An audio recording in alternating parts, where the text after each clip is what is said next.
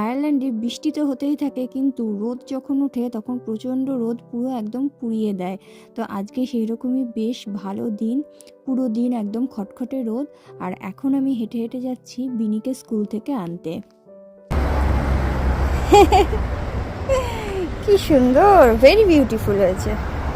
ওর school আসলে শেষ হয়ে গেছে, তো এখন একটা 10 দিনের সামার প্রোগ্রাম চলছে। রাস্তা দিয়ে আসার পথে এই গাছটা পড়ে, এই গাছটার সামনে একটু ভিডিও করলাম, কারণ এটা এত সুন্দর দেখতে, গাছের সাথে বেশ ভালো মানাচ্ছে। এবার ডাইরেক্ট চলে আসলাম লাঞ্চে। আজকে হয়েছে আলু আর মাগুর মাছ দিয়ে ঝোল, আর এটা আলু কুমড়ো দিয়ে একটা তরকারি। দুপুরে লাঞ্চ টাঞ্চ সেরে ভাবলাম বিকেলবেলায় একটু ফলের রস বানাই। আর এই জুসারটা নতুন কেনা হয়েছে, এখন আর হাত দিয়ে ঘুরিয়ে ঘুরিয়ে জুস করার কোনো ব্যাপার নেই।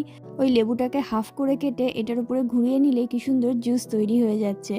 এই রকম মেশিনগুলো আমাদের প্রতিদিনের কাজকর্মকে কত সহজ সরল করে দিয়েছে, তাই না? আর এখন রাত 9টা মতো বাজে, বাইরে কি সুন্দর এখানে আলো রয়েছে। আসলে গরমকালের এটাই মজা, রাত 10টা 11টা পর্যন্ত সূর্যের আলো সুন্দর দেখতে পাওয়া যায়। তো যাই হোক, আজকের ব্লগটা এটুকুই। আজকের মতো টাটা।